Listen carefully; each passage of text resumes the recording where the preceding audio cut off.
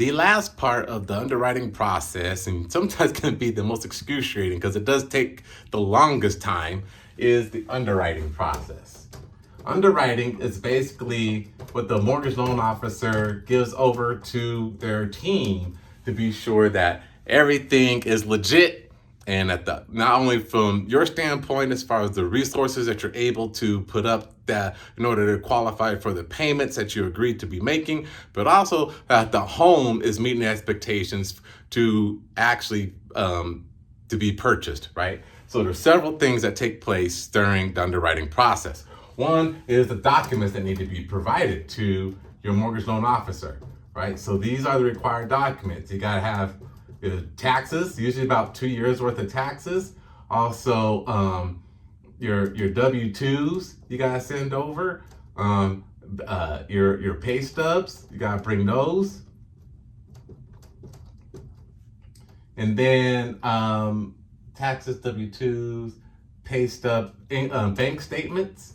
Especially if you have a down payment, they want to verify where the down payment is coming from, right? So you gotta bring in the bank statement. So, and then if you have income beyond W-2, then you have to bring in all your 1099s as well, right? So any type of 1099s that you're receiving income from. So you want to bring in as much document as possible to show them they're actually qualified to make those kind of mortgage payments, right? Then the next step in the underwriting process is the appraisal.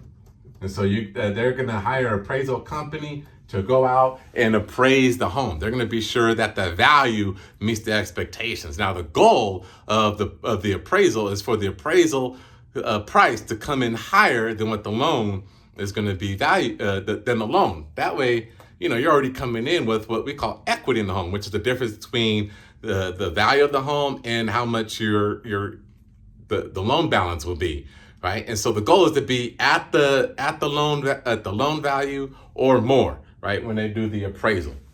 Also, they're going to do the inspection.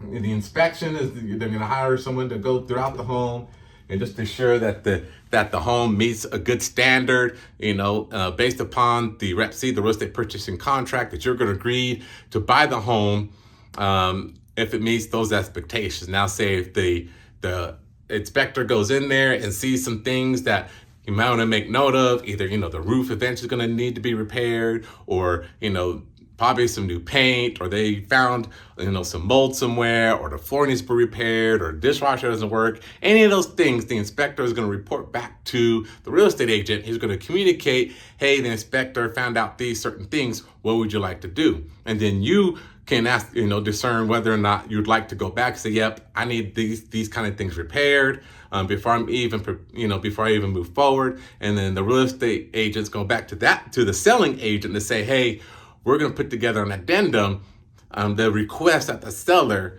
goes in and makes these changes or modifications to the home in order for the sale to move forward. If the seller doesn't agree, then you're back to square one again, going back shopping for the home, which means you get the earnest money back and you're going to start this whole process over again. So these are the two most important pieces, right, of the underwriting process. Be sure that the appraisal, the value comes in at where it needs to be, and that the inspection comes in positively. Then once all that's handled, which you can take anywhere from 2 to 4 weeks, then you go in and you will close on the home. Closing is fun. Just be prepared that you're going to sign your name on a lot of documents, right? You're going to get documents about this thick of paper. Who's going to sign everything. There's all kind of documents, and it's great to have your mortgage lender there as well as your real estate agent. A good real estate agent is actually required to be at the closing table. Mortgage loan officers are not required to be at the closing table, but a good mortgage lender will be there. If you have any questions regarding the loan docs, they do send you the loan docs prior to closing, so you can go through them with your mortgage lender to answer any questions. Also, there'll be a title agent there. That's where you'll go. Usually where closing is held is at the title office.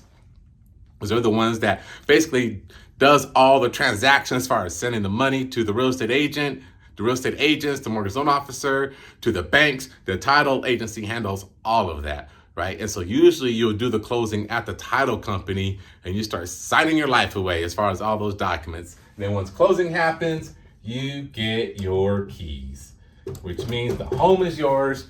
And then just be sure that you're making your payment every first day of the month. And then you're all set, and congratulations on your new home. So that is the whole home buying process, and I hope this information was informative to you.